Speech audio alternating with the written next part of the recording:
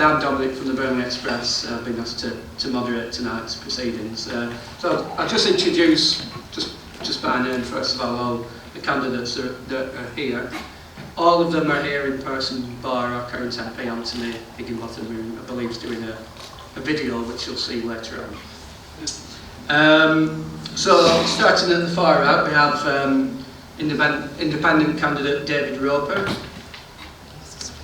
They'll all get a chance to speak in a minute, just going through names. Next to him, former Burnley MP, Liberal Democrat Gordon Birtwistle. To my right, the Green Party candidate, Jack Lawler.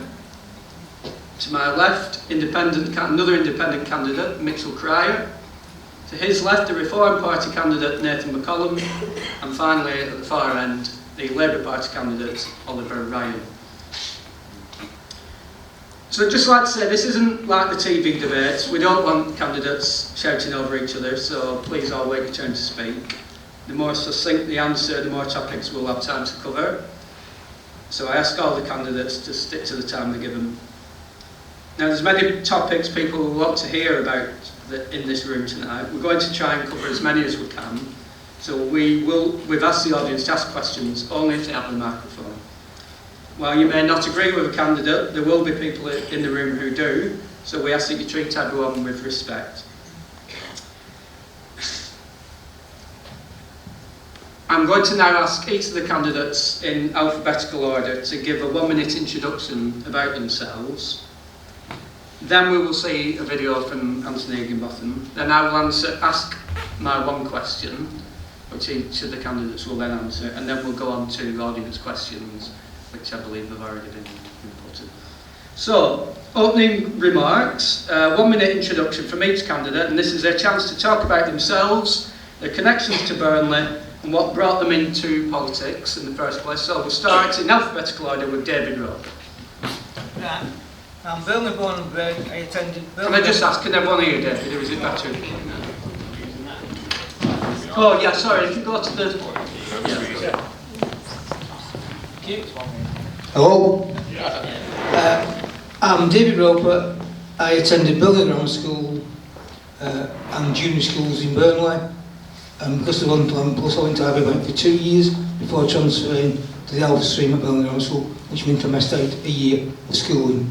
I then went to St Andrews University, gaining a scholarship to go there and studied mathematics. I then joined an accountancy firm, which I found very boring. I transferred from chartered accountancy to management accountancy and had a responsible job at ICI in Darwin as plant accountant. I then moved into IT, information technology, where I worked for Halifax Building Society, which became HBOS, Halifax Bank of Scotland, and then Lloyds Bank, before retiring aged 51 in December 2011. Since then, I've kept myself very busy doing various things. I've been a councillor in Burnley for 5 years during COVID. Usually it's a 4-year period, but because of COVID, it was 5 years. That was between 2015 and 2020. Since then, as I say, I've been occupied fully with various things. Before that, I helped my mother and father with my brother as they reached old age. My dad died at 98 and a half, and my mum at 87, so I had plenty of things on my hands when I retired. They died in 8 years and 6 years ago, respectively. So I'm Burnley born and bred. I support Burnley Football Club. I'm a correct season ticket holder. I've lived the majority of my life in Burnley, apart from university, and I had a house in Halifax. Gordon? Thank you, Dominic. My name is Gordon Birtwistle. I've lived in Burnley. I was born in Oswald Twistle, and I've lived in Burnley for the best part of 50 years. I've been a borough councillor for 41 years, one of the longest serving borough councillors in the country, and I've committed my life to working for the people of Burnley. Not a lot of the things I've done are big things, and a couple of small ones that came to mind this morning was, there's a little, St Stephen's Brownies the other day approached me and said they had a choice to go on the brownie trip or buy the badges. And I spoke to a local company and asked them would they sponsor this brownie group, and they sponsored them with £500. So they were able to do both, which I thought was a fantastic thing. So I do a lot of local things. I've been on the council for 41 years. I work tirelessly for the people of Burnley, no matter what part of the town they live. I was the MP in 2010 to 2015, and I believe I did a good job. I helped lots of people with lots of issues, and I always intend to carry on doing that. Thank you, Gordon. I've got a stop clock now, so I'll let you go a few seconds over there, but give or take a minute. So this is Jack from the Green Party. Hi, I'm Jack Lorner. I'm also from Burnley. I've got a degree in politics from Manchester. And then I took a bit of time out from politics and decided to work in the health and culture industries for the last 30 years. Came back to Burnley in 2022, always been in my heart, been living in London for 21 years, and when I came back, I felt that I wanted to get involved in politics. I stood as a ward councillor, won an election, and 6 months later, or a year later, I ended up being on the executive for health, housing and culture. I want to prove to you that the Green Party isn't just about climate change, and we have a plan for the rest of our rest of the policies, and hope tonight that you'll listen to what we have to say. Thank you, Jack.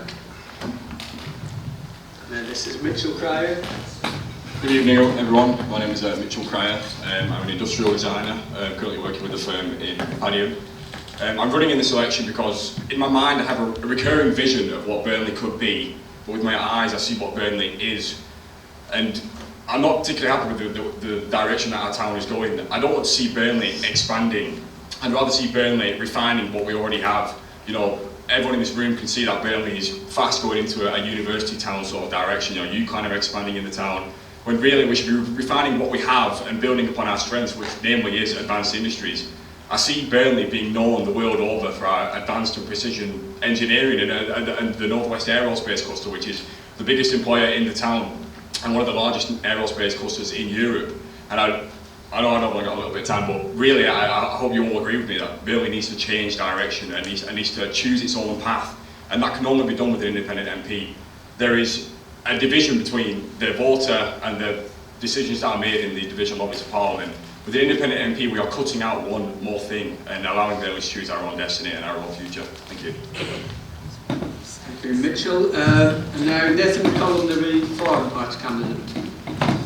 So first of all, I'd like to thank you all for coming tonight. It's fantastic. This is my first one that I've been actually invited to, which was a surprise to myself.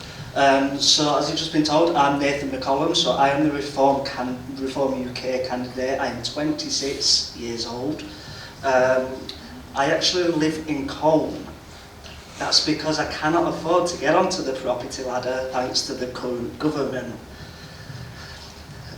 I got into politics at a very young age. I kind of got nurtured into it, if you will. I started just by dropping leaflets. You know, at first I wasn't really interested whatsoever, but then I started comparing these leaflets and comparing what each party said about the other party, and compared to what I actually felt, and that made me make my decision. And then at the age of 18, I won my first local election, and I became the Pendle Borough Councillor for Five-Rue Bridge, which that was fantastic at the time. And then of course the pandemic hit, so it was originally supposed to be 4 years. Obviously I did an extra year, but apart from that, so that's all I can know. Yeah, okay, Nathan. Finally, Oliver, the Labour Party candidate. Thank you, thanks Dominic, and thanks everyone for coming tonight. A little bit about me. I got involved in politics because I want to see things change. I'm one of 3 kids to a single mum who had a long-term health condition, and growing up things like the NHS and council services and police services were massively important to us. I think what drove me into politics was the 2010 election, funnily enough the election that Gordon was elected in. I was one of those kids that was due to get education maintenance allowance, which would have been 20 quid a week. I was one of those kids that would have had free university tuition, or at least cheap university tuition. And that all changed during the coalition government days. I was a pretty geeky kid. I got involved in local planning matters. and then eventually became a local councillor. You can probably tell from my accent, a bit more Manchester way than Burnley way. I've not particularly made a secret of that, but I've lived here for about 3 years now. I work in Bury, and I'm standing in this election because I think things need to change. The Tories have had 14 years, we'll hopefully hear more about it tonight. But if you want to see change in this election, you want to see a government that delivers for the NHS, for policing, for council services, for some of the things that all of us care about, then I'm here to put the case for Labour. Thank you. Thank you, Oliver. So I believe now we've got a video from our current MP, Anthony Higginbotham.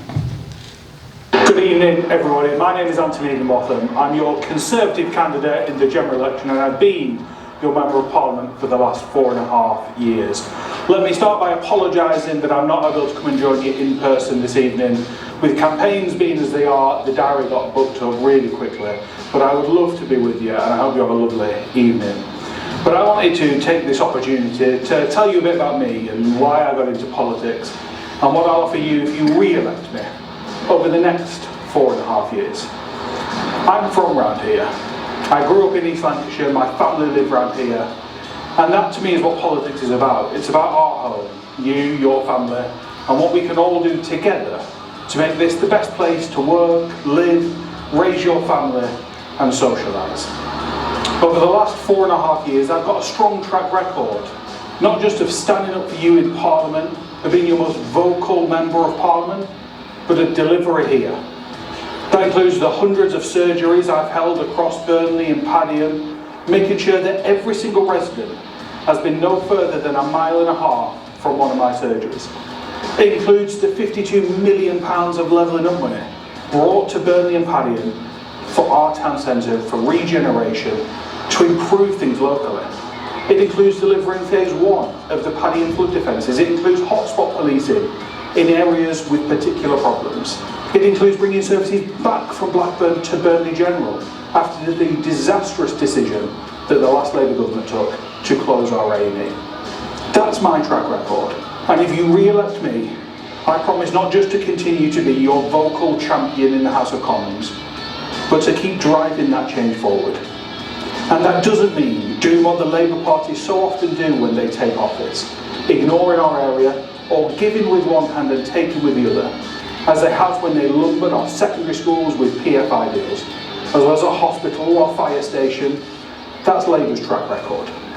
Now in this election you're going to hear lots of promises from the Labour candidate on the panel, but we know what Labour bring to our area. They close national services, they close our A&E, they lumber us with PFI deals, and they ignore us. That's Labour's record. And so whilst the Labour candidate might like to pretend that he's the candidate for change, we know that over the last 100 years, almost every single one of those years is with a Labour MP. They're not change. They're straight back to square one.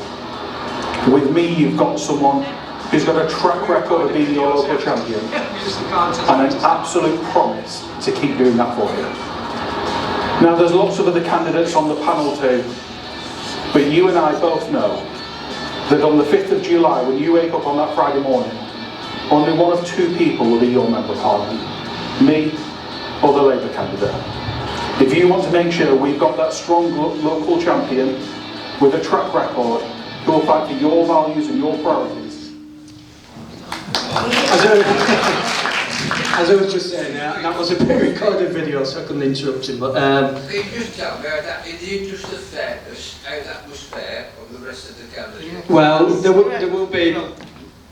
They'll have an opportunity to speak later in the evening when obviously Anthony won't. It was his choice not to come. Yeah. We'll pick holes. You can pick holes in his. You don't have to vote for him. You can ignore it. He did have some quite nifty rock music as a soundtrack. None of these did. Right. So the next part is going to be my opening question. And I'm going to go in alphabetical order, and it's going to be a very simple one. And that is to each of the candidates, again, to start with David. What is the one issue, just one issue that is the most important to you and that you think really needs fighting on in this election? So starting with David. Well, very quickly, the most important issue is health. we've got a lack of doctors, certainly a lack of English or British doctors. We've got loads of foreign doctors in this who don't understand. I have a friend who had to go with his father and put the question that was being asked of him. The doctor didn't understand what the guy was saying because he didn't understand what a flag was. He thought he was folding up flags, Union Jacks. So we do need more English or British qualified doctors. And we need more doctors, we need more consultants. Shame on you! We probably need more nurses as well. So we need the health service improving. Remember that next time you go to A&E. Please let the man speak. This particular section, if any of the other candidates want to have their say on each candidate's what they've said, just put their hand up and I'll answer. If anyone doesn't want to have a say on what David's just said. I'll come back on that. Right, Oliver then. I'll come back on that. Nothing to say. Yeah.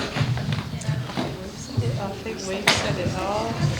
That's disgusting. I feel like we're going to be playing past the parcel all night at this rate, but David, I have to disagree with you. We need more GPs, we need more consultants, we need more doctors, we need more nurses, we need more people in the health service, as you've agreed. I don't think it matters where they're from, does it, David? I think there's something about... Dennis Skinner once gave a speech where he talks about a United Nations heart bypass, where he had different parts of his heart plugged by different doctors and nurses from different parts of the world, because ultimately these are healthcare professionals that need to provide the services that we rely on here in Burnley. It doesn't matter if you go and see a GP, if they're from France or Bangladesh or India or any other part of the world. The fact of the matter is you go and see a healthcare professional with the NHS, which is the greatest service in the world. Thank you. Could I please come back? What David said was callous, but also what Oliver Ryan said was completely immoral. It is immoral of a first world country like Britain to send money around the world to train teachers and to train doctors and to train nurses, only then later to poach those same nurses and doctors and teachers from the third world. The third world will stay mired in poverty, whilst the West goes on, as I've said, poaching teachers and nurses and doctors and essential service workers from around the world. David is absolutely right that we do need to be training more English and British doctors. But of course we can't be as callous with it about that. I won't say anymore because no doubt we're going to come back onto other topics, but I will say the true answer lies in the middle of both these gentlemen. Okay, thank you for those comments. So, over to Gordon. So Gordon, this is not necessarily health, but the one issue that's the most important to you. The most important issue to me is health, the health of the people of Burnley. We have the A&E, which was cruelly transferred to Blackburn by the previous Labour government, and we were left with no A&E. We've now got care in the corridor. 2024, and we've got people letting corridors for hours and hours on end. That's one reason. We also have a big issue with getting appointments with GPs. What is going on at the moment is outrageous when elderly people are trying to make appointments with GPs and they can't get an appointment to go and see them. And they're offered a telephone conversation with a GP. I know AI is very clever, but it can't diagnose a bad heart or anything that's wrong with an elderly person. And one of the major issues we have in Burnley for bad health is bad housing. We've had no investment in Burnley from any of the previous governments to repair our derelict properties that people are expected to live in. This is an absolute outrage, and that is the reason why the health of the people in Burnley is deteriorating. We need investment in housing, we need investment in the health service, and we need investment in the care service.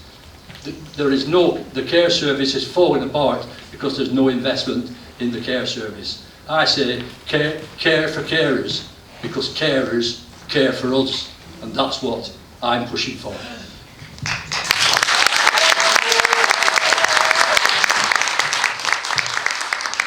As I said, every candidate has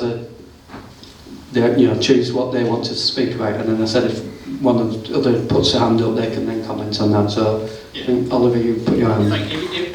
There's two things really, because this A&E issue has been an issue in Burnley and has been an issue with this election for the past few weeks and has been at every Burnley election since 2010. My question for Gordon is, as someone that was elected in 2010 on the basis of bringing back the A&E, served as a minister in the coalition government, well, served as a minister or a PPS, let's say, in that coalition government, and then didn't bring it back over that time. What are you going to do differently to bring it back now? And is this not just another bandwagon to get people to jump on? And on housing, I would mention the Elevate programme, which brought in hundreds of millions of pounds to Burnley under the last Labour government, was scrapped by that coalition government and those cuts that Gordon Birtles and that government implemented. Things that I experienced, like the EMA, like tuition fees, like cuts to local council services, like roads, like hospitals, like GP services, like the nurses' bursary, which is the reason why we don't have nurses now, were cut under that coalition government. So my question for Gordon is, what's the difference now? And is it just that it's the current bandwagon?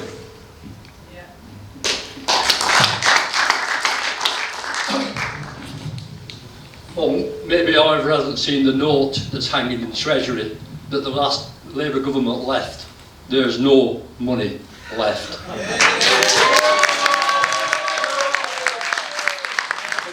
The money was spent fighting wars in Iraq and places like that. So don't tell me that I didn't get the A&E back in Burnley. I fought to get the A&E back. I got £40 million to the Burnley Hospital. I fought hard for that hospital and got back what I did. The tuition fees I accept was a disaster for us. But I was told by a minister who, in front of the note that said there's no money left, said, we'll have tuition fees, but we'll have to shut down UCLAN. I wasn't prepared to have UCLAN shut down. And I negotiated, I talked to the students' union, and they were quite happy to make sure that the deal that was done suited them, and the majority thought it was right. The price has gone up a lot since this government took over, but don't have a go at me for what the Labour Party left and what I did. I had no alternative because there was no money left, and the guy signed it and said sorry. That was an insult to the people of this country. Thank you. Right, I think we've covered those first two. They were both health. I don't know whether the Green Party candidate's going to say the same, but Jack, the one issue to you. I think it's regeneration of Burnley really, and what it is we're going to come in the future.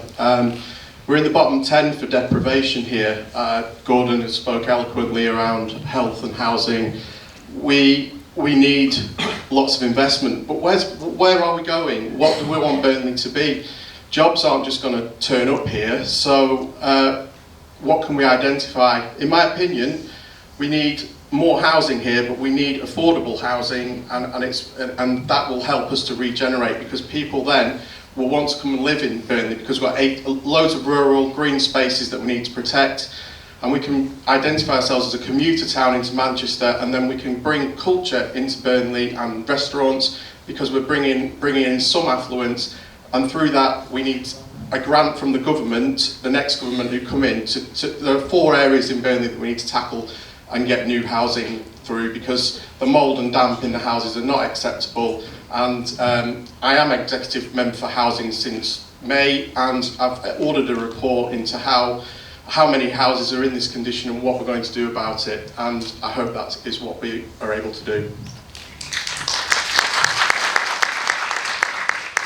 I've just got a question for Jack. I was a bit surprised he said that, being a Green candidate, about housing. We all know houses are going up everywhere, particularly in the above area, along the green fields, the green belt. With building new houses, inevitably a lot of them do end up on the green belt. How would you get around that? I think we can build some more on our brownfield sites and look at ways of retrofitting houses and have a sensible plan about housing. We are unfortunately going to have to lose a few more greenfields, but we don't need the middle class houses. We need houses, for affordable houses for the young people, so that they can afford to get on the housing market. That is coming through to us over and over again. There's a big jump between getting a mortgage for £140,000 to £300,000. We can build eco houses, we can regenerate the town centre, have young people living in the town centre. At the moment it's full of people who are really struggling and vulnerable, on church on the, alongside Church on the Street. We need to take our town centre, make it a cultural centre, and make it full of creative people and restaurants. So perhaps regenerate the housing stock, which is what was stopped obviously by the last government. But David wanted to comment. Yeah, it's going back to my answer. I think it was misinterpreted because that was cut no, off I don't by the go back audience. to the, I didn't have a minute, I was cut off by the audience before no, I finished. we're on the Green candidates thinking about housing now. Go ahead. Well, I think one of the craziest things I've seen recently is we got levelling up money to spend in Burnley, and we decided, well, the government decided we will build a road, a new road, from the Kirby to the football ground. £7 million. If you walk up that road from the Kirby and look left up to Leyland Road and look at the houses that people are expected to live in, and then go a little bit further up the road and have a look up Belvedere Road and look at the houses that people have to live in. What could we have done with £7 million to regenerate those properties so that children won't be going to bed in damp beds? The facilities will be available, modern facilities will be available for the people that live there. £7 million would have created a haven round there of improvements that the people who live up there, who we represent, to live in. I think it's an outrage that they spent all that money on a shiny new road that goes from the Kirby to a championship football club. Thank you.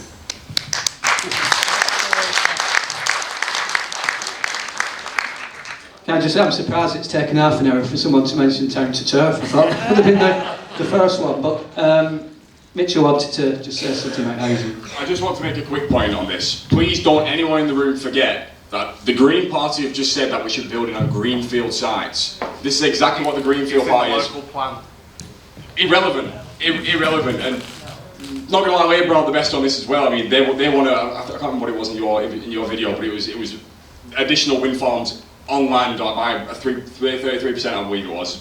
Neither of the parties on this panel are green in any way whatsoever. They all want to expand towns. They all want the new town schemes. They all want to expand new affordable housing, which is, again, we have to make a choice in this election. Are we going to sacrifice our countryside, or are we going to build cheap housing? We need to make that decision. Okay, and I'm going to pass the microphone back to you now, Mitchell, for your chance to yeah, just very quickly then. The Green Party don't want to build on greenfields. The problem is, if we reverse the local plan, we spend lots of money that Burnley Council doesn't have, and we risk other fields being built on. And we fought against the worst done development, but we lost the vote in the council. So we're trying to get the best out of it. So Burnley can't go forward without any new housing. We have to be pragmatic about that.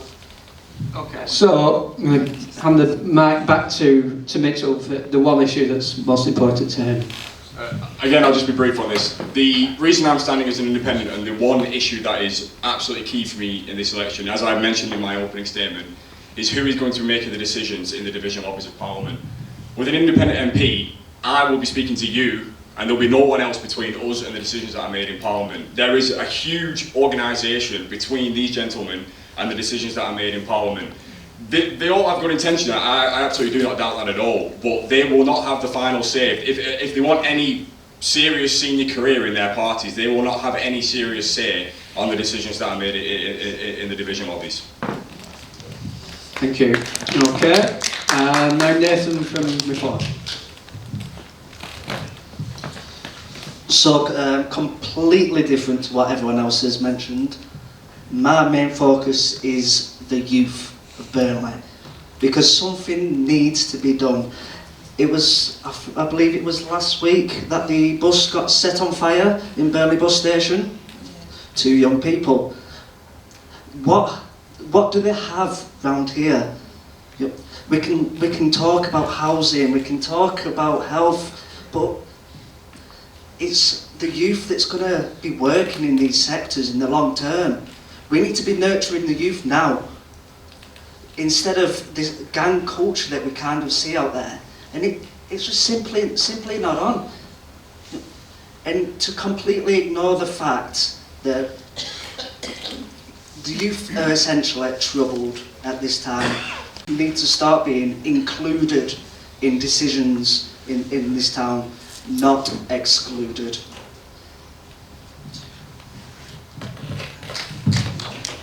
Thank you. Thanks, Nathan. Finally to Oliver, the one issue most important to you.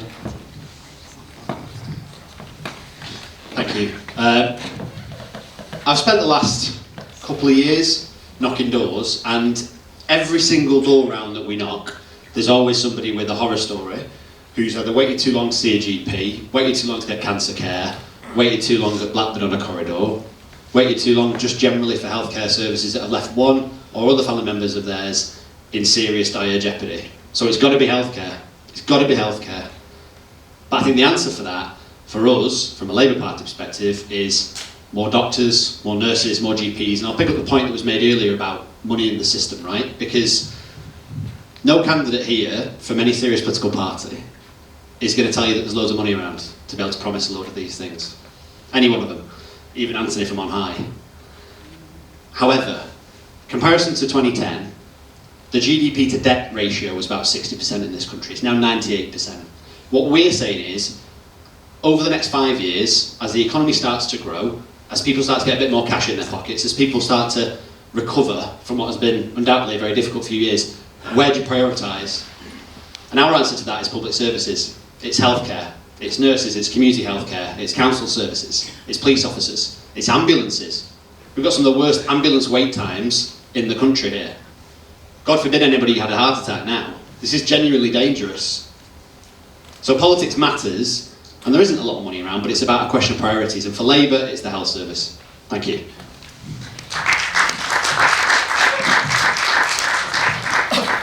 David and then Gordon to come back on. Yeah, just to emphasise what Olga's just said about ambulances, I only the other week had to ring up 111, if it's 111 or 101, whatever it is, and I was told I'd have to wait up to 5 hours for an ambulance, and I couldn't drive. He said, you can't drive. What did I do? I drove. And they said, you're not insured. I couldn't care less. I was getting to hospital as soon as possible, not waiting 5 hours for an ambulance.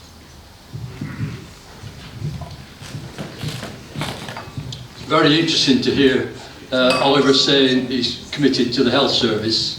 My question to him is, why did Gordon Brown transfer our A&E unit to Blackburn in 2009? Why? What was the reason for sending it there?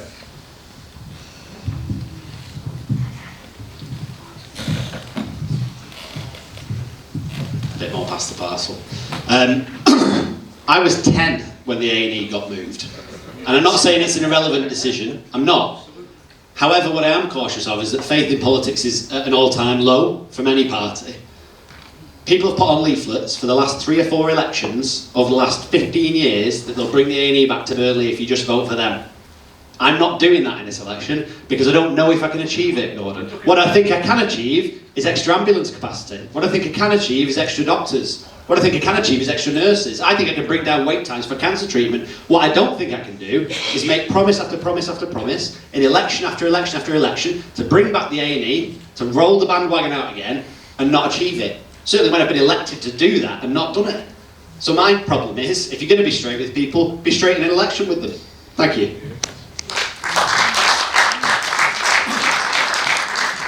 Yeah.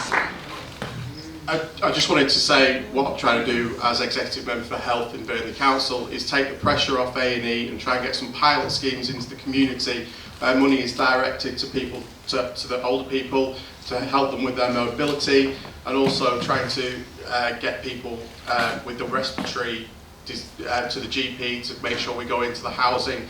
That's stuff that we really want to do. Anyone who tells you we're going to get an A&E in Burnley, it will probably take 10 years because we've lost the skill sets. Hopefully the university with the blue light will give us people that will come and work and try and set up that A&E. But if you talk to people at Blackburn, it would take us quite a while to set up an A&E here. So I agree with what Oliver's saying, to make it that we try and get the ambulance waiting times down and work together. And can I just say, it's a shame that Anthony isn't here, because obviously his government have been in power for the last 14 years to answer any questions about the health service. Right, so that rounds up that section. Now we're on to audience questions, so I'm going to hand back over to Matt. Thank you. So Shirley Ashworth, your first question is next. Can you give me a quick wave so we can see whereabouts you are? Fantastic. Whilst I pass the mic over to Shirley to read out her question, I just want to clarify, we gave Anthony 3 minutes for a video. I moved us on at the 3-minute mark. That was the reason that we cut off the video towards the end. He'd gone over by about 15 seconds. So I just want to be as transparent about why that was shifted onto everyone in the room.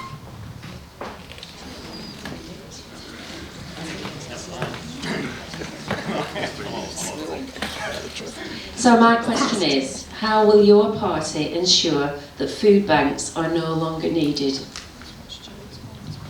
I'd have worn my trainers if I knew I was doing this. So does any of the candidates want to answer that question? Food banks. Oliver first. Thank you. So there are now more food banks in this country than there are McDonald's outlets, which is a disgrace in the 6th richest country in the world in 2024. The biggest growth in food bank usage that we've ever seen in this country was between 2010 and 2015. We now have 3,500 of them.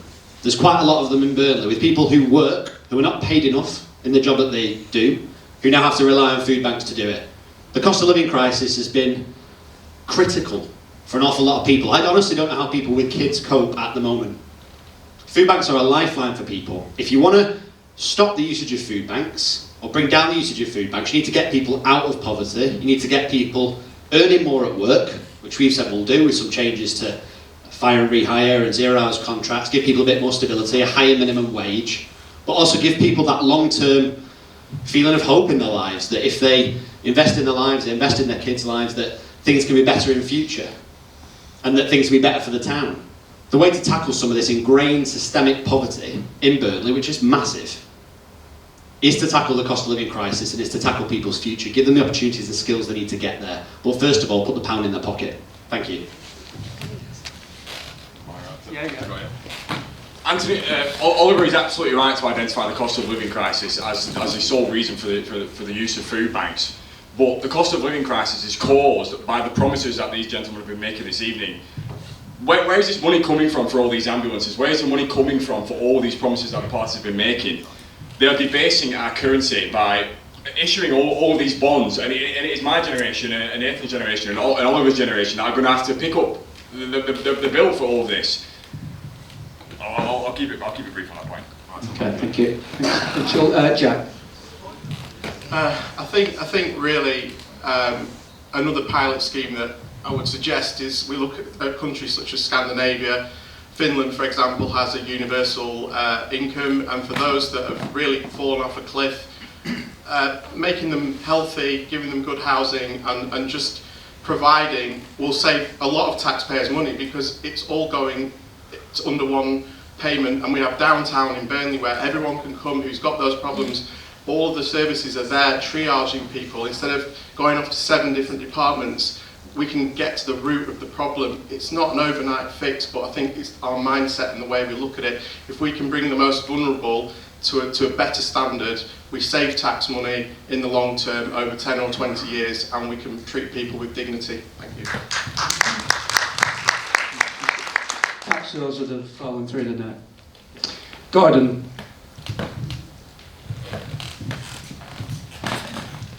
Food banks are a blight on our society in 2024. I agree with Oliver, the only way we're going to get out of it is to ensure that industry fires up in Burnley, that better wages are achieved, and that young people are trained to do the jobs of the future and earn proper salaries for doing that. The thing that worries me is there's a lot of talk in the various parties about the benefit system. I agree with the triple lock system. That was a Lib Dem policy, and I would want the triple lock system to carry on both for pensioners and for people who are unfortunately on the benefit, so at least you can afford to buy food. But I do agree that with Oliver that we have to get a town that's employing people on jobs that are reasonably well paid or well paid, so they don't have to go to a food bank. But I do think it's a blight on our society in 2024. As they say, we're probably supposed to be the 7th richest country in the world. I think the people that work that out live in the southeast of England. They do not live in Burnley. Thank you. I'd just like to say as well, I think it's shocking that there's people using food banks who actually have a job as well. So that's another issue. Matt, next question from the audience.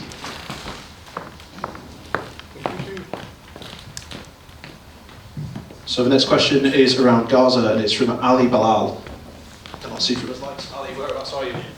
Are you happy to shout, Ali? Yeah, that's fine, yeah.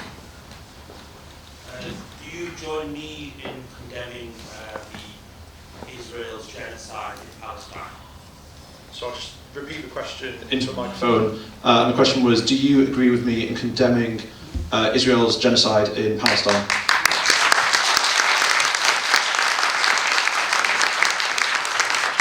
So I'm just going to ask anyone that got a chance to put their hand up. So Mitchell, you said first. Of course, I support you in condemning genocide, just as I support you in condemning the genocide of the Kashmiris, just as I support you in condemning the genocide by the Chinese government in Xinjiang. But I just want to preface this. I agree with you, but this issue, without sounding callous, is completely irrelevant in this election. This election is about the town of Burnley and the people within it.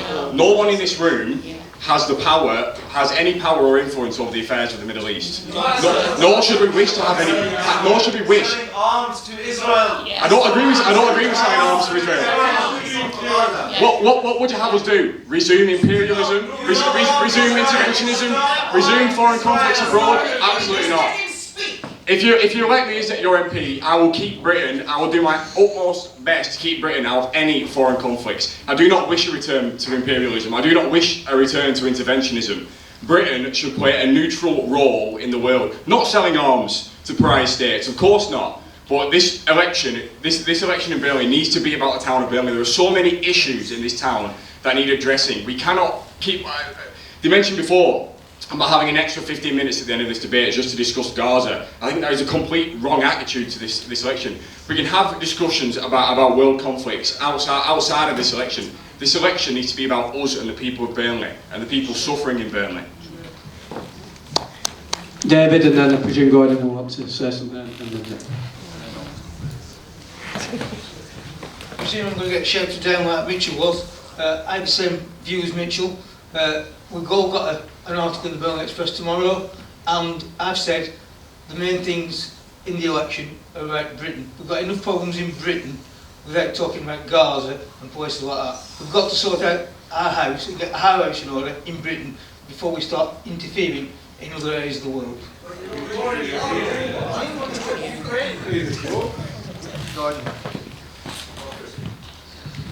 Well, I was one of the first people to call for an immediate ceasefire in Gaza some 8 months ago.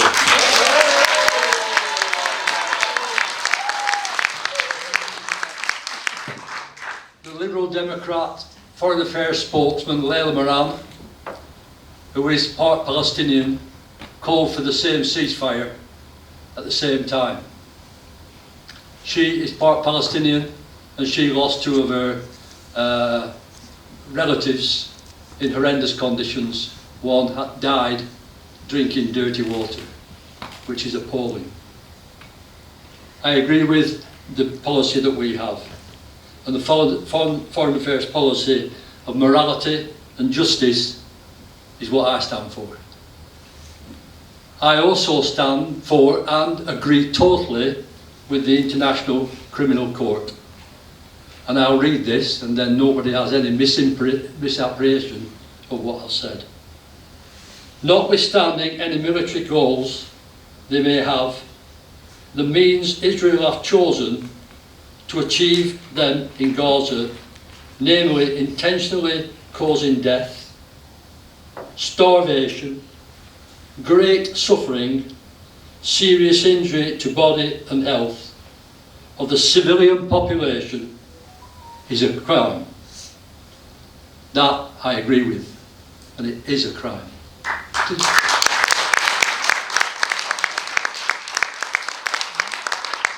To see some of the photographs of children in body bags, to see some of the photographs of children being carried by the parents, covered in blood, and to see children crying over their dead parents is beyond anything I can comprehend. I'm a human being. And for Keir Starmer to agree with the statement, to make a statement that Israel had the right to turn the water off, is the lowest thing I have ever heard in my life.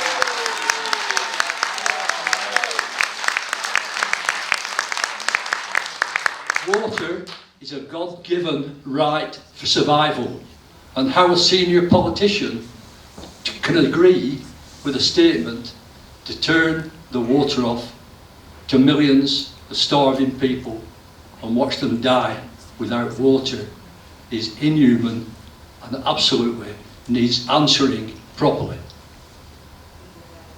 He's now turned on other people like the Bangladeshis, but we'll know that come to that later.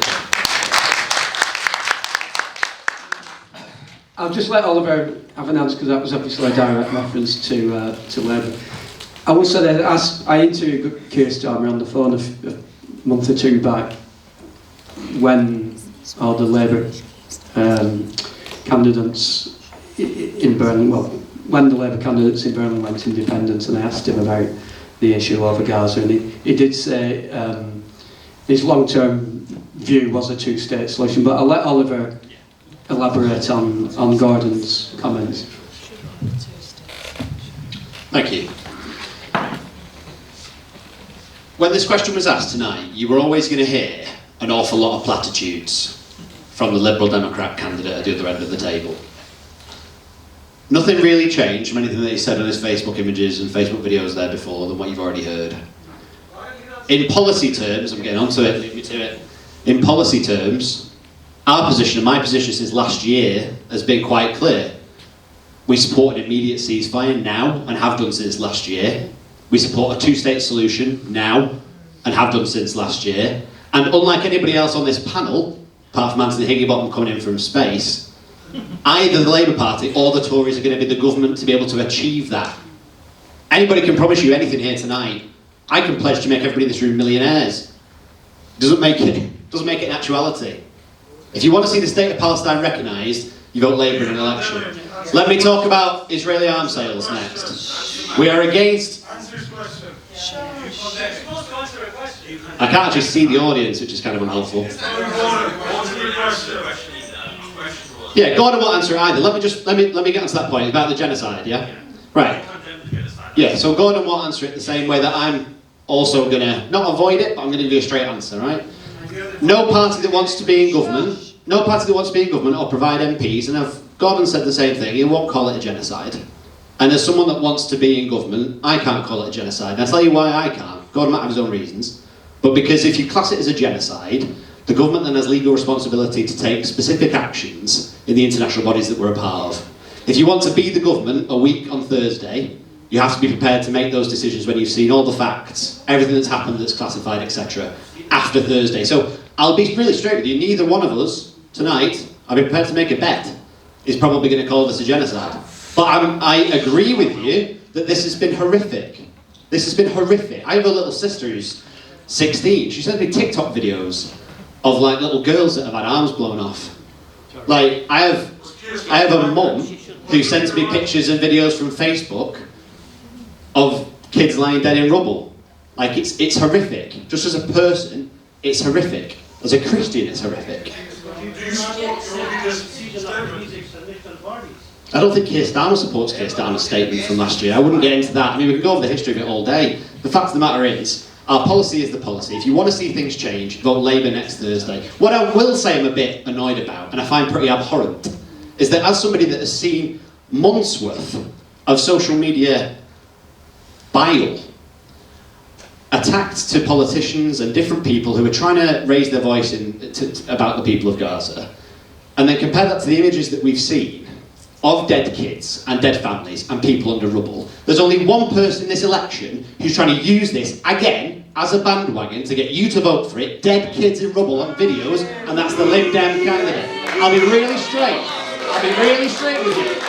There's only one guy who is putting images of dead kids on his own posters, and that is this man here. If you want to jump on a bandwagon, there it is. If you want solutions, it's Labour. Thank you. Into the house the other day, What? So you ran into the house quite clearly the other day, yeah? I was seeing a 94-year-old man. You ignored a local resident junior high school to ask you a question. I would say though, when someone's shoving their phone in your face when you're out campaigning, it's not the right way. I'll get back up because I'm happy to take questions on this. Seriously, I'm happy to take questions on this for all night. I don't think anybody else wants that, but I'm happy to just provide this point. There was a social media video that went around the other day of us canvassing out in Stonio, and I don't give people abuse and jip when I'm out doing canvassing. I've not given Gordon abuse and jip, but he's been out canvassing calling me a genocidal maniac or anything else that's happened there. However, when I'm on the doorstep of a 94-year-old man with a minister that's come up from London to visit this 94-year-old man who's recently celebrated a birthday, who had a cake ready and a banner, I'm not going to take a guy trying to shove a camera in my face telling me that I've got no shame and I'm a genocidal baby killer.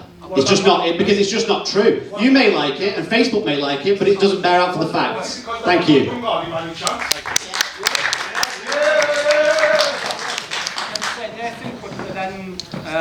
Simple answer, none of this political drivel that we've clearly heard here, is I don't support any form of war. It's as simple as that. And there's a band that I listen to. There's a band that I listen to, and there's one lyric that stands out to me. War will cease when we refuse to fight. And that means, it doesn't just mean that we're going to sit back and take it, but we're in 2024. No one should be attacking anyone. We should all be together, harmonising. This is a country, this is a multicultural country, and no, I'm interested. No, just carry on. Are you the Reform candidate? I am. Yeah. Carry on. Sorry. Oliver, he's reformed. See, although he can make jokes at the side of me, yes, I am the Reform candidate, and yes, I do believe in a lot of Reform policies. You're lucky not from Norway, by the way, yeah.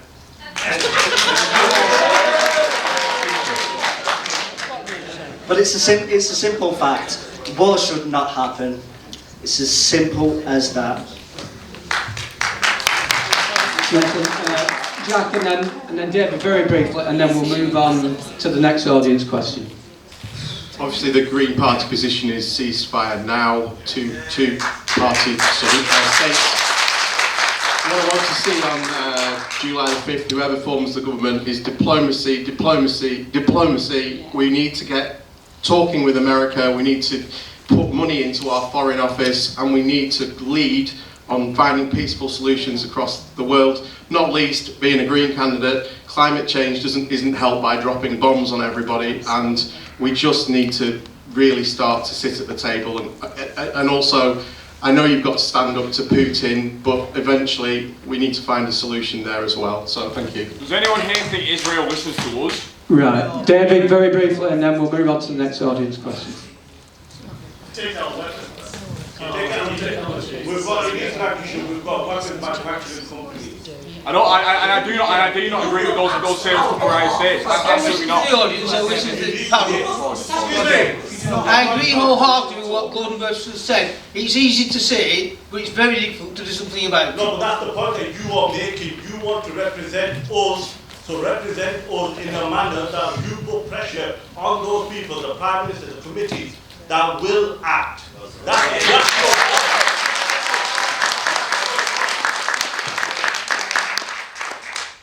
Okay, thank you. say we can't do anything. Israel doesn't listen to us. Israel don't listen to us. Israel listen to the American lobby. That is it. No, they will listen to us once we stop selling them their weapons. I doubt it. Because we refuse to sell weapons. They will get weapons from anywhere they want. Do you know what? I'll just say this as a moderator. From my personal... Providing RAF surveillance over the Palestinian state, allowing Israel to bomb those civilians. Do you know what? Do you know the one country in the world that could bring an end to all this is actually America. It is.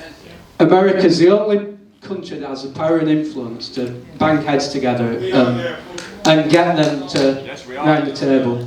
But America ultimately is the good answer. Anyway, Matt, next audience question.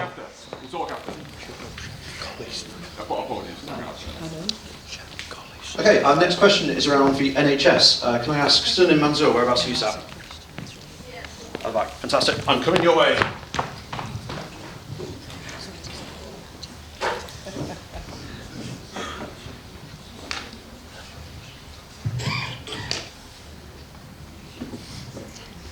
Hi everyone. So as an NHS employee, and I have been for the last 20 years, I know some of you might think that I don't look old enough, we're faced with constant pressures, and in the last 10 years we've actually seen the NHS go down. We're working under constant pressures and limited budgets. So my question to you guys would be, if elected, where would you put your money? Where do you think, which services are priorities? And in another thing, more money for employees, because we're still, there's lack of nurses and lack of doctors. The guy on the left, sorry, I don't know your name, and I don't think I want to know your name. You made a comment about having more white doctors. People wouldn't be seen if it wasn't for doctors and nurses coming from abroad. I was cut short.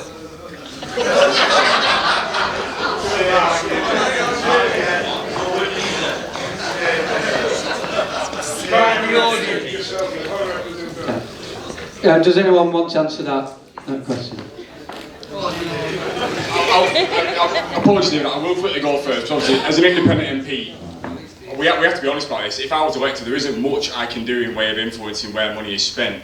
But I will say, obviously, the core services obviously need more money.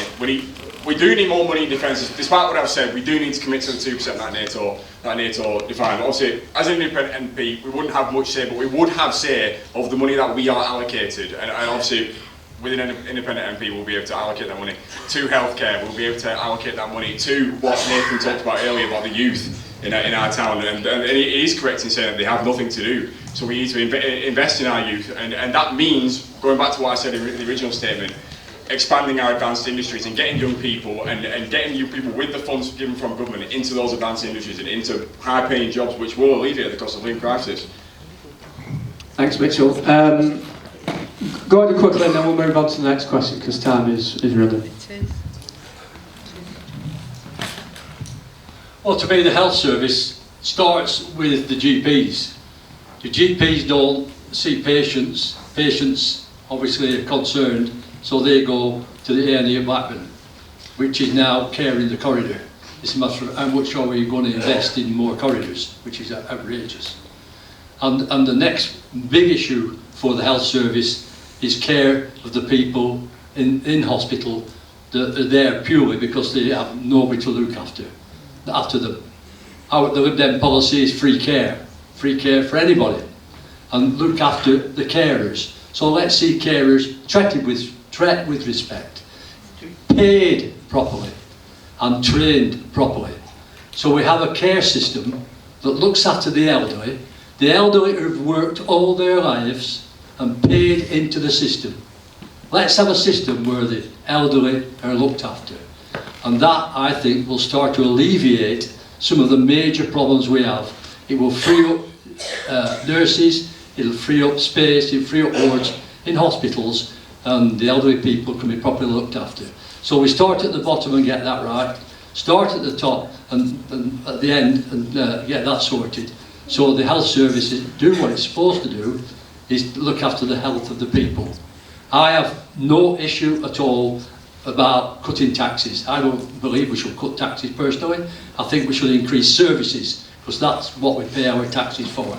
So if it came to more money for the NHS, I would vote for whatever was needed. But I think the health service needs sorting out so it relieves the pressures that that young lady, and I haven't seen her, but I'm sure I agree with her. We need all the departments in the NHS looking at and sorting out. Thank you very much. Oliver, David, Jack, and then we will move on to the next question. Health is obviously a big topic here tonight. Thank you. I talked about this a little bit before when I was talking about my primary issue in this election.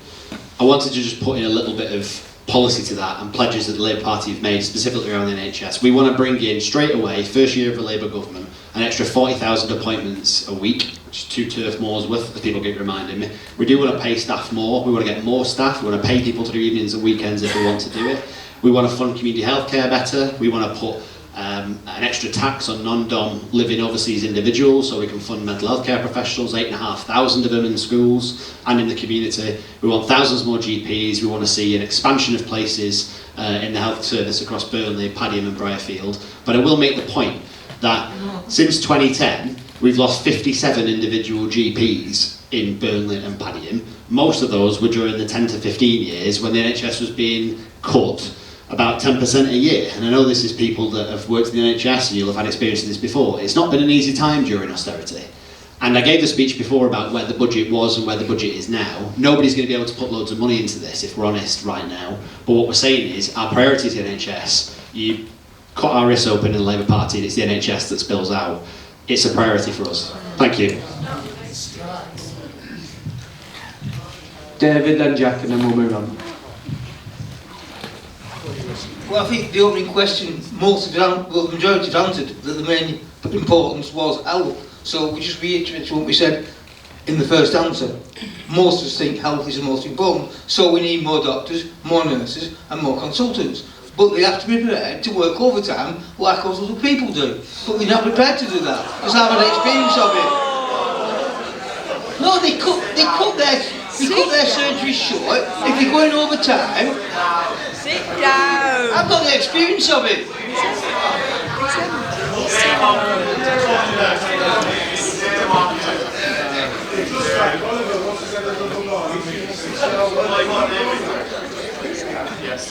I think in Burnley, I'll bring it up to Burnley, we've got an ageing population here. We've also got some of the worst child obesity here as well.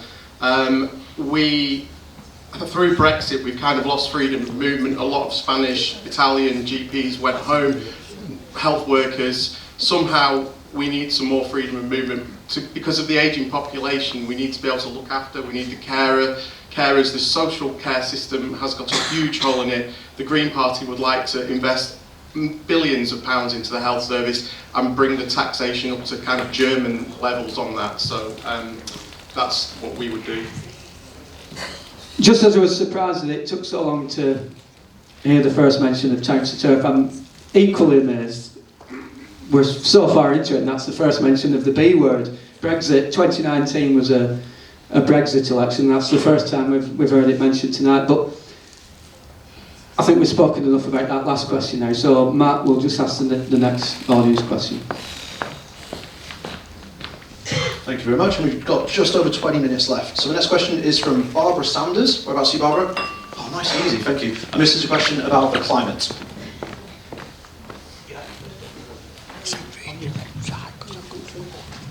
Oh yeah. When the last bird is silent and the last river is dry and icebergs have melted to the sea,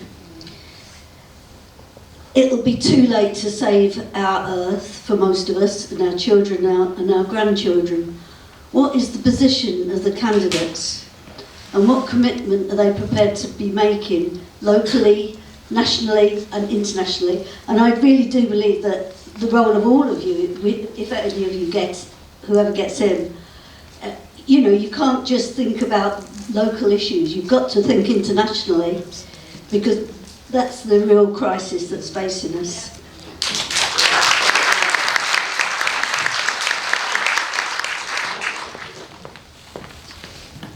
think I'll start with Jack on this one. Thanks very much. I mean, it's closer to home than you think, because if we carry on the way we are, Blackpool and Fleetwood will be underwater and they'll all be coming here as refugees. So it's very, very difficult, because it's very hard to get everyone on board, because it means making personal sacrifices. It will mean flying less, it will mean driving less, it means potentially not eating meat as much, all things that we all love to do. So it's about taking steps first, and it's not about punishing the most vulnerable in society. It's about asking those who make the profits, who have the shareholders, to really hold back and really think of us and try and stop polluting our rivers. So the water companies, for example, we need to hold them to account. And if one of them is not playing ball, then yes, the consequences need to be nationalisation. We need to take all of this seriously and cut things down. And influence, again, diplomacy. Other countries have a much bigger effect on climate than we ever can. So China, India, for example, it's a really important issue, and we have all got to get on board however we can. Just related to that, I've got a question for Oliver. Jack just mentioned about the water companies. We've seen in the news for months now about the sewage illegally being dumped into our rivers and seas and waterways. If Labour got elected, would Labour actually be tough enough and would they renationalise the water companies, for instance? Would they really act tough to solve this issue? And the other thing, I don't know about anyone else, but I've noticed just this year in my garden, I have a bush in my garden, and every year it's swarming with bees. This year I've been looking at it, the last few days there's not been a single one on it. And there's a big issue with pesticide use in this country that's destroying our insect population and bees. What would a Labour government do in terms of those two things? Thank you. Thanks, Dominic. Tiny question. I'll try and deal with quickly. We're in a climate crisis. We're in a climate emergency. What was this? Crisis, emergency, same thing. It's it. We're in a climate emergency. Same thing. And we're in a global race to deal with this. The Labour Party has pledged $24.5 billion to quadrupling our offshore wind supply, tripling our onshore wind supply, doubling our solar, insulating homes that have been under-insulated for a generation. There are homes currently up in Burnley which won't be stood up in 50 years' time because they're in such a poor state, and people are being bled by oil and gas giants by paying horrendous bills every month. I live on my own in a flat. My bill's like 180 quid a month. It's mad. It's really mad. We've got to stop some of this. We've talked about an oil and gas windfall tax, if we get into government, to pay for some of this stuff, to take some of those profits and invest them into green renewable energy for the future and invest them now. We talked about bringing in GB Energy, a state-owned energy company, which would invest £8 billion over the course of the Parliament into renewable energy and to fund a national wealth fund to do more of this in the future. It's a massive issue, but I also want to see Burnley and Padiham and Briarfield profiting from it, frankly. If we're going to build some of these wind farms, we're going to do some of this energy supply, we're going to do the heat pumps and we're going to do the ground source heat things, etc. Do it in Burnley. Why can't we attract it here? We had the conversation before about some of the other industries that are in the town. Why not have some of the green industries of the future based in the town so that kids that are going to college here can get a decent future and decent jobs in the town? This is the point of being part of this global race, and no doubt you'll hear people on the panel that sort of say, well, it's a bit too difficult, we've got to pull the car over, why make a change now? But the point is, you're in a competitive world. You've got to deal with these things as we go. On the water. On the water. I knew you were going to say this. On the water, we've pledged to be an awful lot tighter on the water companies than the Tories currently are being. You can't go to pretty much any stream or river in Lancashire, across most of the northwest now, without there being some kind of overspill sewage that's been put in it. I don't know if anyone's been to Blackpool recently, but that's pretty grim.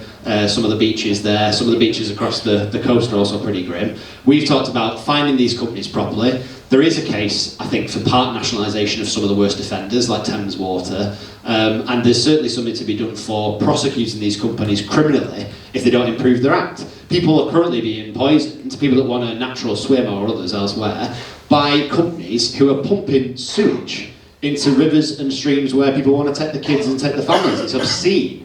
And it seems to have gotten an awful lot worse over the last 10 years, so we're going to crack down on it. We're going to crack down on it.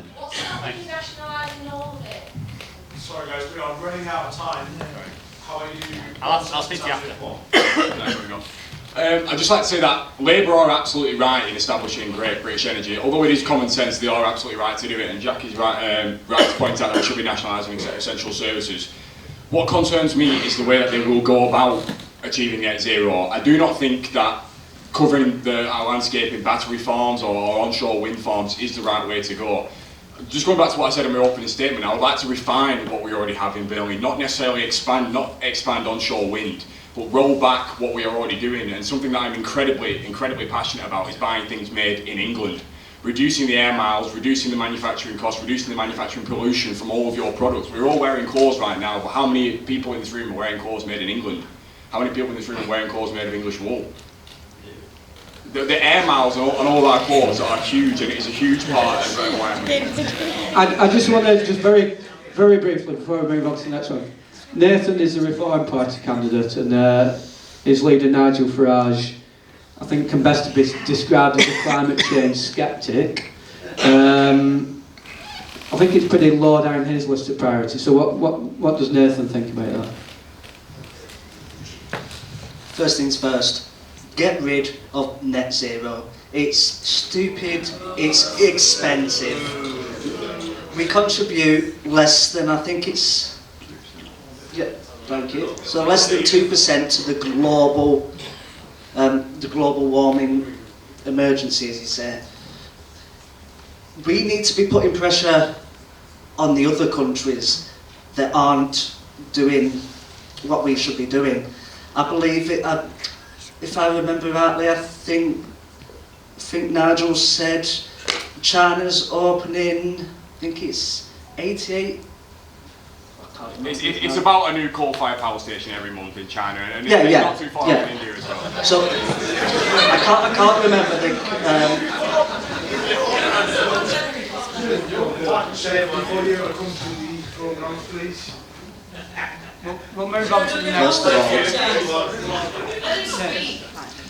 If people let me finish instead of heckling, but we need to be cracking down on the other countries. Like I said, we contribute less than 2% to the global emissions. Why should we have to go out and buy electric cars, and we are the ones that have to suffer for the likes of China pumping all that out? We're the ones that, in the end, will have to pay the price. Yeah. But right, Matt, another audience question. We have time for one more. Two more audience questions. Okay, so we got a lot of questions about two very separate topics. I'm going to try and merge them a little bit for the sake of time. So the next one is around the Bangladeshi immigration questions that have come up in the last couple of days. But then we literally counted the questions. We also got a lot around the Kashmiri debate as well. So I'll invite the candidates to merge that as much as they feel comfortable. Abdul Dar, you had a question. Whereabouts are you?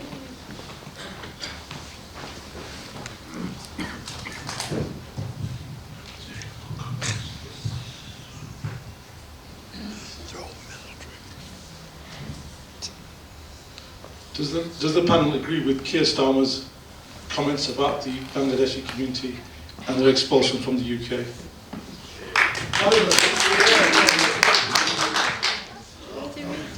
And just for the sake of balance, I will also read out the Kashmiri question, which says, and this is from Nareed Manzoor: as a proud Kashmiri, in regards to Kashmir, what are the party views and do you intend to do in Parliament?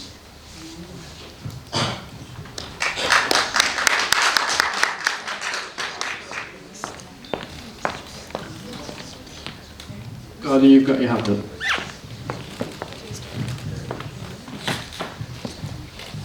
Well, I could not believe it when I saw that video of Keir Starmer saying the Bangladeshi community should be sent back home. I'm sure he didn't mean everybody, but I think it was pretty horrendous. And what worries me is the Bangladeshi community was this time. Who will be next time? And regarding the, I think it was an awful thing to say, and I sincerely hope, I haven't heard it, but I sincerely hope he's took it back. He hasn't said something like he didn't mean it. But anyway, that's one issue. On the Kashmiri side, I've always supported the people of Kashmir. When I was the MP, I was in the Kashmiri, the group that dealt with Kashmir in Parliament. I've always supported Kashmir, and they do have major issues, but I've always supported Kashmir and will always continue to support Kashmir. Thank you. Oliver? Thank you. I'll address this issue of the Bangladeshi question first. I saw the debate. I saw the clip that's done the rounds. I know the people that have clipped it. And I can tell you now that that video is heavily doctored. And if you believe this, then I have a bridge to sell you. There's a serious point here to be made. If you want to scare people to the extent that you're telling the entire Bangladeshi community that a Labour government would, send them back or somewhere, it's outrageous. I mean, the fact that election conversation, the fact that election discourse has sunk this low a week away from polling day is fairly depressing. You may not like the Labour Party, you may not like me, but to suggest to people that a Labour government would send Bangladeshis home is abhorrent. And I have to say, there are points being scored on here. Tell Keir Starmer that. Do you believe everything you read? Yeah, listen, if you believe everything said to you on a WhatsApp group, I can't help you. On the issue of Kashmir, I'm somebody that's campaigned with Labour Friends of Kashmir for a long time. I believe in Kashmiri self-determination, I believe in Kashmiri freedom from oppression, and I'll support the Kashmiris however I can if elected. I know there's a lot of people with a lot of views on this Bangladesh question. I think I've been pretty clear how I've answered it. You clearly don't agree with me, you don't have to. But if you believe everything you see online, then I'm afraid you need to go back to school. Thank you.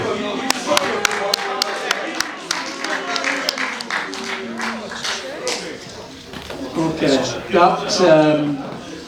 that closes that section of the evening, the audience questions. Now, one last little question, actually.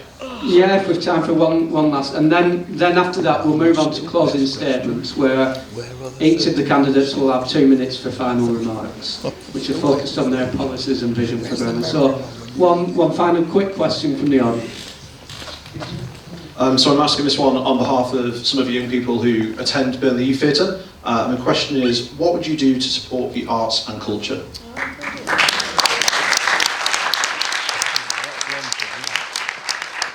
Jack. So, as Executive for Culture for Burnley Council, I am trying to put in a growth item to back culture for Burnley, because I really believe that if we're able to put on bigger events and we're able to attract bigger exhibitions into Burnley, people will come from around the area to visit the town centre. I've been looking at what Calderdale have achieved over the border there in Halifax and Peace Hall. They've sold 172,000 tickets to a variety of musical entertainment, and I was there last night to see Air, a French band, and the place was full. Halifax is buzzing, the restaurants are buzzing, the taxis are getting business, the trains are full when they turn up, and this is what we want for Burnley. We haven't got a Peace Hall here, but we've got Townley Hall, and we've got other areas we can talk to potentially O2 about the Empire Theatre, maybe bring that into circulation. In terms of what I'd like to see at Townley Hall when it reopens, and what I'm pressing for, is a fantastic new arts programme that introduces things like supper clubs, private cinema showings, getting people involved in the town so it's for everyone, and culture is for everyone. It's not just about watching football, although I love football and I would love to watch more football, but we need more than just football in Burnley Centre. We need great music, great cinema, great independent cinema, and we need to come together and have that growth budget, which I'm putting forward for Burnley Council. Thank you. Thank you. I think we'll leave that there, and we'll now just move on to the closing statements. We also have Northlight in Briarfield, which is part of this constituency. Sorry, I missed that.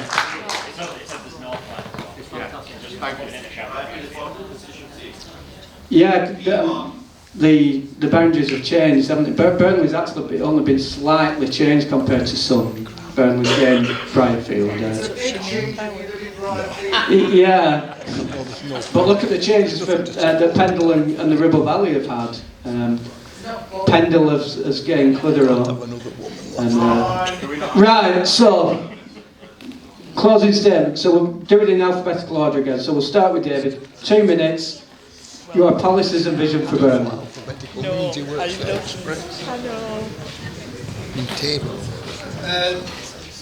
Policies and vision for Burnley. I'm, as I say, been Burnley born and bred. I'm committed to Burnley prospering, and we need a lot of investment in Burnley. As an independent MP, like Mitchell said, we don't have the capacity to influence like Labour and Conservatives do. I mean, Anthony's had a big advantage the last 4.5 years because he's had a backing of a big majority of Conservatism. Now, next time, he won't have that backing if he got in. So he won't be as impressive next time as he's been this time. So, as far as I'm concerned, all I can do is fight for Burnley, take the opinions of Burnley people and take them to Parliament. Gordon, as an MP, lost his job in the government because on an unwhip vote, he was told, he made a decision and it was against his own party, even though it was told he was unwhipped. He lost his job. So I can't lose my job because I'm not whipped.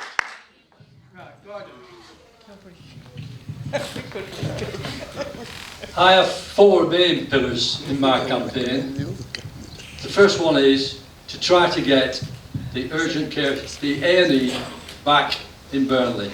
It's critical that we try to get it back. Now, I've been told I'm not going to get it back and that there's no money.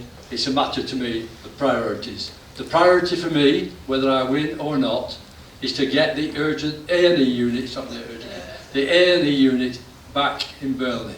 Sending people to be cared on corridors in Blackburn is not acceptable. And buying loads more ambulances to transport us to Blackburn is ridiculous. My second one is to ensure that GPs see patients face to face again.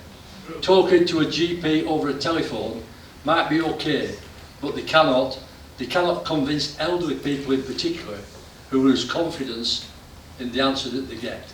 That's my second one. My third one is to get the money of £100 million over 10 years, like the Elevate programme, to refurbish, rebuild some of the desperate houses that people live in Burnley. It affects the health of people and it affects the education for children when they go to school after sleeping in a damp bed. It is ridiculous in this year. I could tell you a story, I don't think I've got time, about a lady who had a toilet.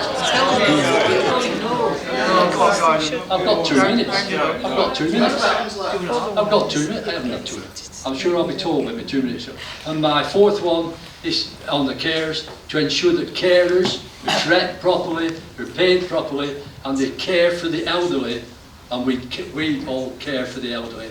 So it's care for the carers. And my fifth one we talked about a lot tonight, is bring an end to the war in Gaza.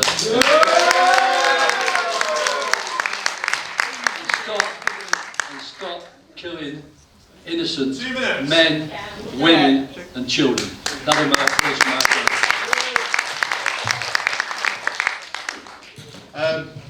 I'd like you to choose the Green Party, make me the first Green MP in the north of England. I'd like you to choose clean rivers. I'd like you to choose an NHS that actually works and has a funded properly from social care all the way up to A&E. I agree with Gordon that we do need the A&E back, but I think that's going to be a long process, so we're going to need to come up with community solutions and education to get the town back on its feet. In terms of housing, I think we need a real rethink of the local plan. We need to get affordable housing for our young people, and we need to focus on our young people so they don't leave Burnley to go to Manchester, Leeds and London, so that you bring up your kids and then they just leave you. They're probably going to leave you anyway as teenagers, but we'd like to try and give them the opportunity to stay here with great jobs, because our college is the #1 college in England. We're getting a new university, and to go along with that, let's make Burnley the centre of culture in the South Pennines. Let's look at our Calderdale neighbours and let's be part of that jigsaw. Let's be part of the revolution that makes people want to live in this town and commute to Manchester and Leeds. And let's try and get a green economy and a creative economy in Burnley and make sure that we all support that. Thank you. Vote Green. Thank you, guys. Mitchell. Thank you. Policy-wise in this election, I really would like to get back to the foundational principles of the country. I would like Burnley to have an MP that recognises the importance of the family unit as the progenitor of prosperity and freedom in this country. Without families, without the family unit, there is no privacy. The state controls all. So in Parliament, I would like Burnley to have an MP who, and myself, I would like to reopen conversations surrounding the definitions of marriage, conversations surrounding abortion, conversations surrounding issues that really have been pushed to the back foot but are absolutely foundational to our country. As the family unit continues to erode, our privacy and our rights will erode with it. It is the family unit that is freedom itself. As I've already said, I do not support genocide in Gaza. I think we should all give people in the room. I don't think there's anyone in the room who supports genocide of Gaza, nor anyone in the room who supports any sort of genocide. Can I ask everyone, what is the most important issue for everyone else in this election? Is Gaza the most important issue in this election? Is it not Burnley? Is it not Burnley? Is it not the suffering that is happening in Burnley? What about the people that are suffering in Gaza? What about children suffering in cobalt mines in Nigeria? What about the Uyghurs? Why is it just Gaza? I'm mum to 4 children between the ages of 15 and 25, and the most important thing for them is the genocide in Gaza. It may well be, but I have absolutely no shame in saying that. The most important thing to me in this election is the future of Burnley and the future of England, and I would like Burnley's MP to be conservative on moral and traditional issues, which I don't think anyone on this panel is, really. As a Muslim community who cares about Gaza, surely you also care about the millions of children that are being killed globally through abortion every single year. The erosion of the family units. Are these not issues that are to be discussed in this election? My main focus is the youth. If we build that pillar from the bottom, it works its way up. As what has been said tonight, we are an ageing community. I mean, I'm saying I'm 26, I'm still relatively young, but there is an ageing community among us. So it will be the youth that ends up taking up on those jobs that are needed. It will be the youth that will become the care workers that are needed. So that is my first priority. Secondly, I want to work with. We talked about poverty tonight. I want to work with the food banks. I want to see which areas they contribute to the most and focusing on that area and casually move it around as much as I can. Thirdly, and I can't get my words out now. And lastly is, I'm a friendly person, you know. You look nice. You look nice. Yeah.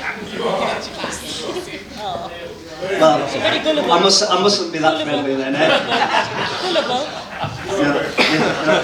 I just want, you know, as I said, I'm 26 years old, you know, I've got a passion for this. I want to be there. I want to be the person that speaks up for the little people of Burnley.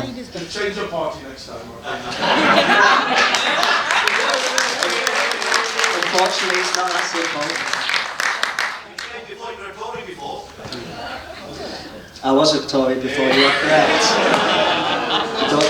Don't cut me out there. But as for that, that is all. That is all from me. Thank you. I want to finish the way I started by telling you that this election is about change. The Tories have been in for 14 years. If you want to see a government that changes our health service, that gets our waterways clear, that invests in renewable energy, that invests in housing that we've not seen on a scale since before 2010, if you want a government that encourages community health services, if you want a government that will get more GPs, waiting lists down to where they were pre-2010, patient satisfaction levels to where they were pre-2010, if you want to see a government that delivers for you, including, by the way, with a Palestinian state and a ceasefire in Gaza, then vote Labour. Thank you.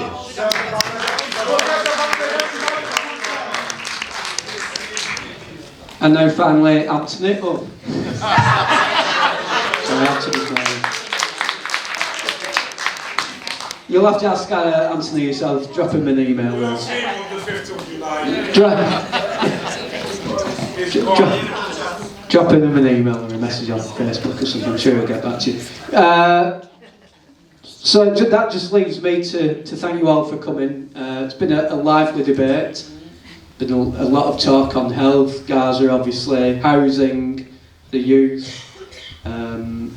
So yeah, I hope you've all enjoyed it. Thanks for coming. Thanks to Matt for organising. Thanks to all the candidates.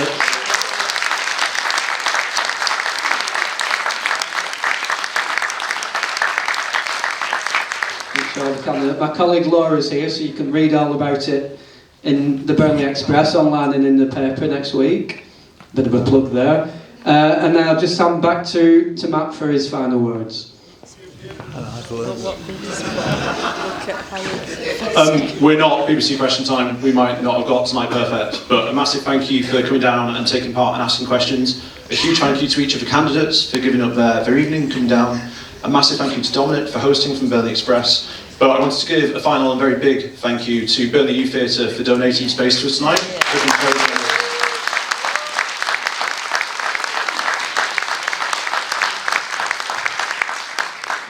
They are going to have some donation widgets on the way out.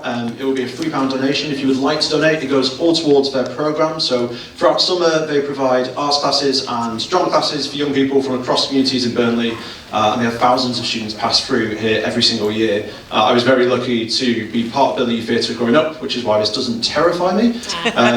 But thank you very, very much. My final thing that I wanted to mention was the election is next Thursday. Please go out and vote. Remember that the rules have changed this time. You will need photo ID to vote. That is a driving licence, a passport, or some other form of photo ID. If you Google Voter ID UK, it will tell you what ID you need. So we're going to finish on one big final round of applause. Thank you very much for coming down tonight.